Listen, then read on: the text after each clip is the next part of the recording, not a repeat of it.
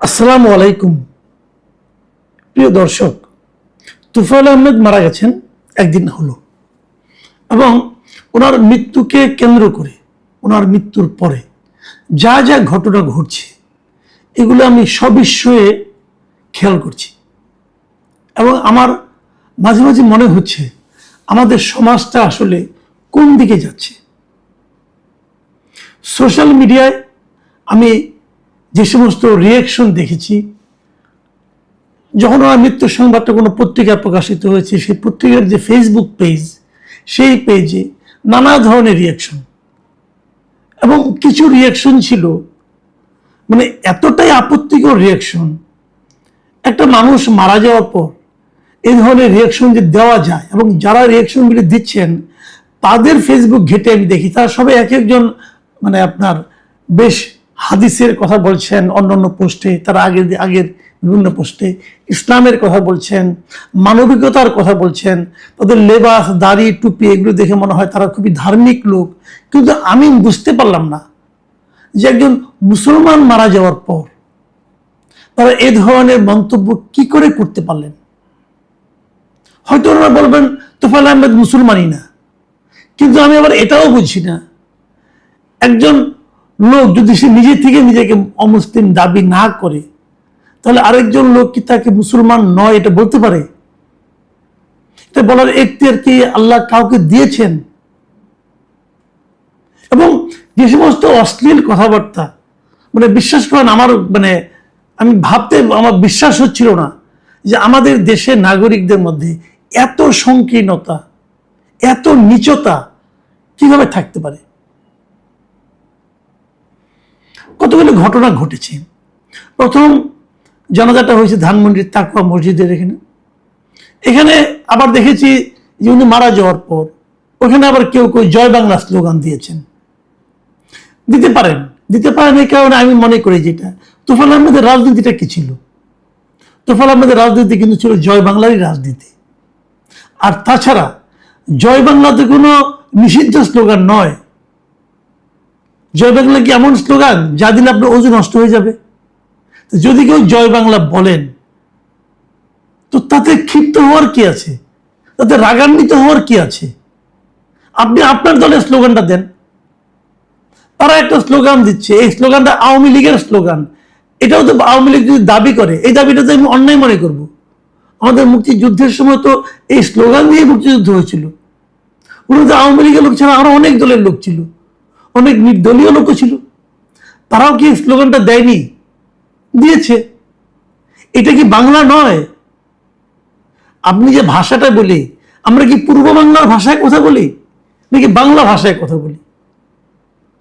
তো এখন পশ্চিমবঙ্গ একটা থাকতে পারে, যেমন কোরিয়া, দক্ষিণ কোরিয়া আছে, উত্তর কোরিয়া আছে, তো তারা যদি জাতি হিসেবে বলে আমি কোরিয়ান, কোনো সমস্যা আছে?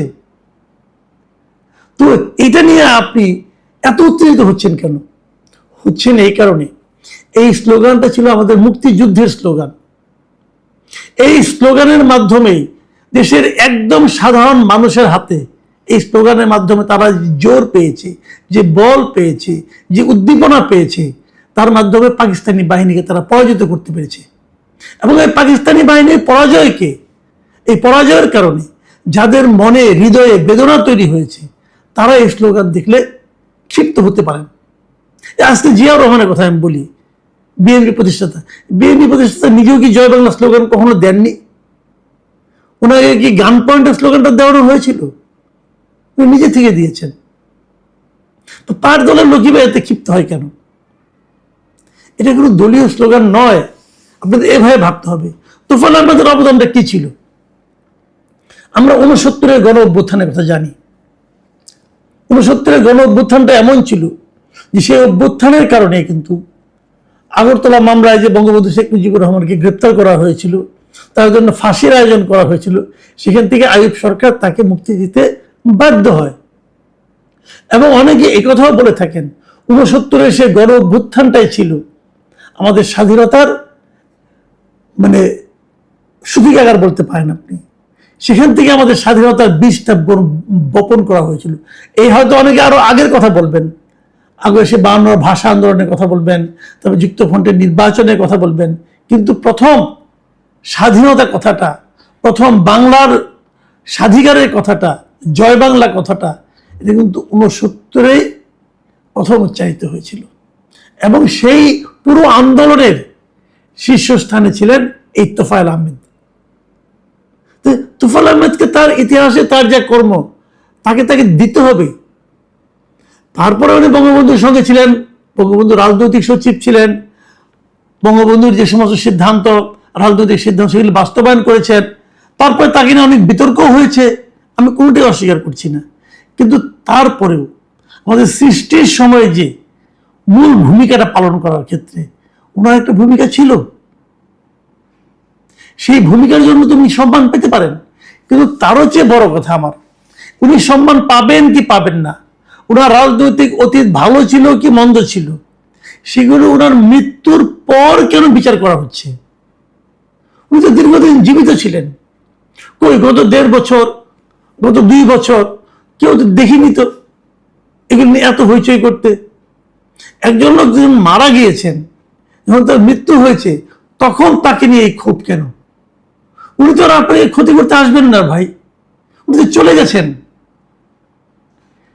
আমি একটা জিনিস বুঝি না, এই যে মৃত্যুর পর মানুষকে নিয়ে, আপনি একটা মানুষকে যখন জীবিত ছিলেন তখন তার সাথে আপনার মতাদর্শগত বিরোধ থাকতেই পারে, কোনো সমস্যা নেই, কিন্তু একজন মানুষ যখন মারা যায় তাকে সম্মান দেওয়াটা কিন্তু একটা এই সভ্যতার, মানব সভ্যতার একটা মৌলিক মানদণ্ড।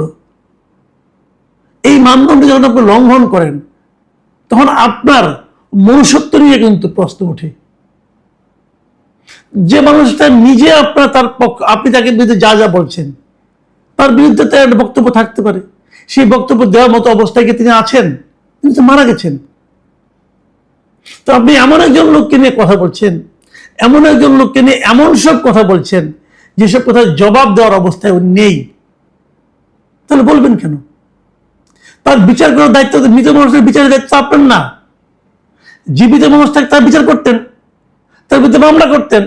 উনি তো দীর্ঘদিন ধরে অসুস্থ ছিলেন, তাহলে তখন ওনার বিরুদ্ধে কোনো কথা বললেন না, ওনাকে মামলা করলেন না, ওনার অপরাধের শাস্তি হলো না। মৃত্যুর পর তার বিরুদ্ধে উঠে পড়ে লেগেছেন কেন? আপনি যে উঠে পড়ে লেগেছেন এর মাধ্যমে উনি কোনো শাস্তি পাবেন? এখন তো উনি আপনার আমার আয়ত্তের মধ্যে নাই। তাহলে আপনি কেন, মানে যে এখন যদি ওনার কোনো শাস্তি হয় সেটা আল্লাহ দিবেন, তা আল্লাহর দায়িত্বটা আপনি নিয়ে নিচ্ছেন কেন? আপনি কি আল্লাহর প্রতিনিধি ভাই? এগুলি কেমন কথা? আমি একটা জিনিস বুঝি না, অনেকে মানে ওনাকে বলছেন যে ওনাকে কবর দেওয়া হলে জয় বাংলা বলে কবর দিতে হবে, আরেকজন ওনাকে বলছেন যে যাও এই সমস্ত মানে বিধর্মীদের মৃত্যুর পর যে সমস্ত কথা বলতে হয় সে সমস্ত কথা অনেকে বলছেন। এই যে হা রিয়েক্ট দিচ্ছেন, এই যে দিচ্ছেন, এটা যদি আপনি প্রকৃত মুসলমান হন তাহলে তো আপনি এটা করতে পারেন। আপনাদের একটা ঘটনা, এটা সবাই জানেন, তবু আরেককে বলি, এটা বহু হাদিসে এই জিনিসটা কিন্তু আছে, যে একবার একজন ইহুদির লাশ নিয়ে যাচ্ছিল, মানে বহন করে নিয়ে যাচ্ছিল, তখন হযরত মুহাম্মদ সাল্লাল্লাহু আলাইহি ওয়াসাল্লাম সেখানে ছিলেন, বসেছিলেন, সাহাবীদের নিয়ে কথা বলছিলেন। তিনি ওই যাওয়ারটা দেখে উনি দাঁড়িয়ে যান। তখন সাহাবীরা তাকে বলেন, তিনি তো একজন ইহুদি, আপনি দাঁড়িয়ে গেলেন কেন? আমাদের হযরত মুহাম্মদ সাল্লাল্লাহু আলাইহি ওয়াসাল্লাম, আমাদের নবী করিম সাল্লাল্লাহু আলাইহি ওয়াসাল্লাম উনি কি বলেছিলেন জানেন? তিনি বলেছিলেন, সে কি একজন মানুষ ছিল না? ভাবুন, আপনারা ভাবুন জিনিসটা, আপনারা কি করছেন? আপনারা নিজেদেরকে দাবি করছেন যে আপনারা এই নবীর উম্মত, আর আপনাদের আচরণ হচ্ছে কুৎসিত আচরণ। একজন মুসলমানের আচরণ এমনটি হওয়া উচিত না, সেটা আপনারা করছেন। করে কি অর্জন করছেন? এখন আমি মূল পয়েন্টে আসি, আপনি কি অর্জন করছেন? আপনি কিছুই অর্জন করছেন না। আপনি সাধারণ মানুষের, নিরীহ মানুষের ঘৃণা অর্জন করছেন। দেখুন, আমি একটা কথা বলি, আমি নিজেও আওয়ামী লীগ আমলে অনেকগুলি বিষয় নিয়ে বলেছিলাম। একবার একজন ছাত্র দলের এক নেতা তার মায়ের জানাজায় গিয়েছিল, তার হাতে পায়ে বেরি লাগানো ছিল, এটা নিয়ে আমি প্রশ্ন তুলেছিলাম। এগুলো কিন্তু আমি বলেছি, কাকে কোথা থেকে গ্রেপ্তার করে নেওয়া হয়েছে এগুলো নিয়ে বলেছি। আজকে দেখলাম যে আওয়ামী লীগের আমার এক বন্ধু সহকর্মী, উনি তোফায়েল আহমেদের জানাজার বিরাট এক ছবি দিয়েছেন, ছবি দিয়ে বলছেন এত প্রচারণা সত্ত্বেও কত লোক হয়েছে দেখেন। দেখুন, লোক সংখ্যা আসলে অবশ্যই একটা বিষয়, কিন্তু বেশি লোক হয়েছে ওনার প্রতি বেশি মানুষের ভালোবাসা থাকতেই পারে, তার মাধ্যমে কিন্তু দলের কিছু আসা যায় না, রাজনীতিতে কিছু জয় পরাজয় হয় না। আপনি কি মনে করেন খালেদা জিয়ার জানা যায় যে বিপুল লোক হয়েছিল, সবাই কি বিএনপি করে নাকি? এখানে যারা কোনো রাজনৈতিক দল করে তারা যায়নি, যারা আওয়ামী লীগ করেন তারাও কি কেউ যায়নি জানাজা অংশ নিতে? ভাই জানাজা যখন কেউ অংশ নিতে যায়, সে কি তার রাজনৈতিক পরিচয় নিয়ে যায় নাকি ধর্মীয় পরিচয় নিয়ে যায়? যিনি আওয়ামী লীগ করতেন, যিনি আওয়ামী লীগ করেন, তিনি কি মুসলমান না? তাহলে যেতে অসুবিধা ঠিকই। আবার ওটা দেখে একজন দেখলাম, ওই ছবির নিচে যিনি লিখেছেন দেখেন কত লোক হয়েছে গিয়েছে, তোর নিচে আবার দেখলাম একজন মন্তব্য করছে, সম্ভবত তিনি বিএনপির একজন সমর্থক হবেন। তিনি বলছেন যে এখন তো কোনো কাউকে এই ধরনের সমাবেশে অংশ নিলে গ্রেফতার করা হয় না, আগে তো গ্রেফতার করা হতো। এটা কিন্তু ঠিক, গ্রেফতার। আমারই এক বন্ধু, আমার খুবই এক ক্লোজ বন্ধু, উনি নিজেও বিএনপি রাজনীতি করতেন না, বাট ওনার ভাইরা বিএনপি করতেন। তো উনি ওনার এলাকায় ওনার বন্ধুর এক জানাজা অংশ নিতে গিয়েছিলেন, সেই জানাজা থেকে ওনাকে ধরে নিয়ে কিন্তু পুলিশ নিয়ে জেলে ঢুকিয়েছিল। উনি নিজের রাজনীতি করতেন না, তো সেটা তো আওয়ামী লীগ আমলে হয়েছিল। আবার এই আমলে হয়েছে, তোফায়েল আহমেদের জানাজা থেকে 7 জন লোককে ধরে নিয়ে গেছে। কেন? তো এই যে পাল্টাপাল্টি, এর কোনোটাকে কিন্তু আমরা প্রশংসা করব না। দুইটাই কিন্তু আপত্তিকর, দুইটাই পরিত্যাজ্য। এগুলি যারা করবেন তারা কিন্তু আমাদের উদাহরণ হবেন না, এবং তারা আমাদের এই সমাজের, আমাদের মানুষের জন্য কোনো উদাহরণ সৃষ্টি করবেন না। একটা জিনিস সবসময় মাথায় রাখতে হবে যে এই যে জানাজা যেটা হয়, জানাজা কিন্তু রাজনৈতিক শক্তি প্রদর্শনের মঞ্চ হওয়া উচিত না। এটা মাথায় রাখবেন, এটা একদম থাকা উচিত না। মৃত্যুকে কেন্দ্র করে দলীয় বিভাজন, এটাও প্রত্যাশিত নয়।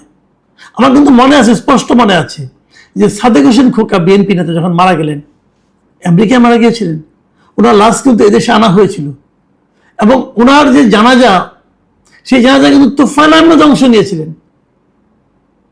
সেই ছবি আমরা দেখেছিলাম। কাজেই রাজনীতি দিয়ে মানুষের মৃত্যুকে বিচার করা ঠিক না।